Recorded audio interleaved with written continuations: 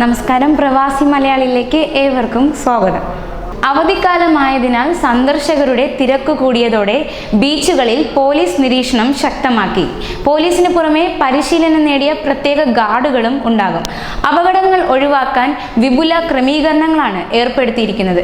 കടലിൽ ഇറങ്ങുന്നവരും നീന്തുന്നവരും നിർദ്ദേശങ്ങൾ അനുസരിക്കണമെന്ന് പോലീസ് റെസ്ക്യൂ വിഭാഗം director lieutenant colonel Rashid bin Saldal പറഞ്ഞു.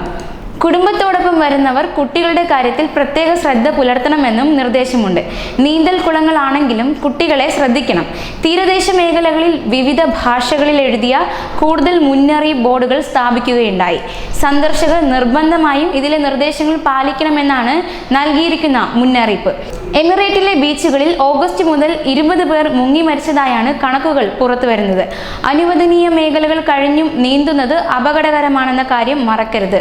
നീന്താൻ അറിയാത്തവർ കടലിൽ ഇറങ്ങാതിരിക്കുന്നതാണ് ഏറ്റവും സുരക്ഷിതമായ കാര്യം. ജെറ്റ് സ്കീ യാത്രക്കാരും അപകടമുണ്ടാക്കുന്നതിൽ മുന്നിലാണെന്ന കാര്യം ഓർക്കുക. ജെറ്റ് സ്കീകളിലും ജാഗ്രത പുലർത്തുക. വിനോദസഞ്ചാരികളുടെ എണ്ണം കൂടി വരുന്നതിനാൽ ജെറ്റ് സ്കീകളിലെ നിരീക്ഷിക്കാൻ പ്രത്യേക സംവിധാനം ഒരുക്കിയിട്ടുണ്ട്. ഏവരുടെയും പ്രിയപ്പെട്ട വിനോദമാണ് ജെറ്റ് സ്കീ യാത്ര. ജെറ്റ് സ്കീ ഉപയോഗിക്കുന്നവർക്ക് ഹെൽമറ്റും ലൈഫ് ജാക്കറ്റും നിർബന്ധമാണ്. അതുകൊണ്ട് അത് പാലിക്കുക, അത് വയ്ക്കുക. ശാസ്ത്രീയ പരിശീലനം നേടാത്തതും അമിത വേഗവും അപകട സാധ്യത വർദ്ധിപ്പിക്കുന്നു എന്ന കാര്യം മറക്കരുത്.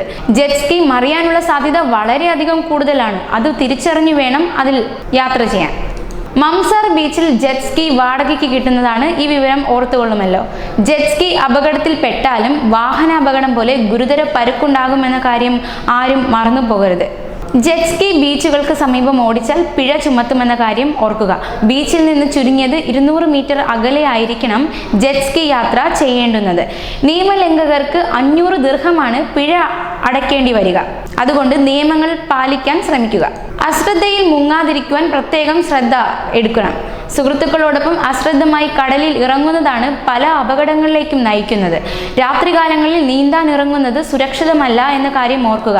അതുകൊണ്ട് രാത്രിയിൽ നീന്തലിന് ഇറങ്ങാതിരിക്കാൻ കരുതുക.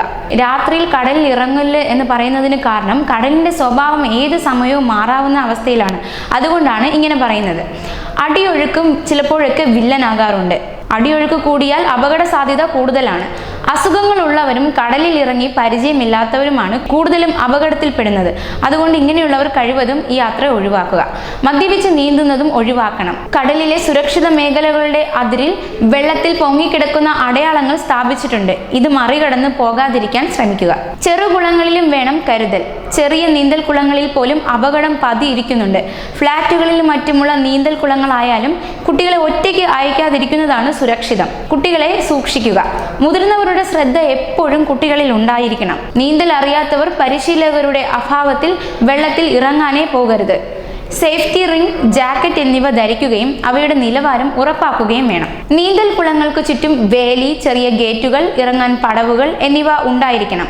നീന്താനുള്ള സമയം കഴിഞ്ഞാൽ ഗേറ്റുകൾ അടച്ച് സുരക്ഷ ഉറപ്പാക്കണം. നീന്തൽ കുളത്തിന് ചുറ്റുമുള്ള തറ മിനുസമുള്ളതാകരുത്. കാരണം അപകട സാധ്യത കൂടുതലാണ് തറ മിനുസമുള്ളതാണെങ്കിൽ. തെന്നി വീഴാനുള്ള സാധ്യത കണക്കിലെടുത്താണ് ഇങ്ങനെ പറയുന്നത്. കുളങ്ങളിൽ നിരീക്ഷണത്തിന് ക്യാമറകൾ ഉണ്ടാകണമെന്നും നിയമമുണ്ട്. അതുകൊണ്ട് ഈ നിയമങ്ങളെല്ലാം പാലിക്കണം. കുട്ടികളുടെ നീന്തൽ കുളങ്ങൾക്ക് പരമാവധി 50 സെന്റിമീറ്റർ ആഴമാകാം. എന്നാൽ അതിൽ കൂടരുത്. മുതിർന്നവരുടേതിന് 170 സെന്റിമീറ്റർ ആണ് അനുവദനീയം. ഡൈവിങ്ങിനുള്ള കുളമാണെങ്കിൽ ആഴം 240 സെന്റിമീറ്റർ വരെ ആകാം. കൂടുതൽ പ്രവാസി വാർത്തകൾക്കായി ഈ ചാനൽ സബ്സ്ക്രൈബ് ചെയ്യുക.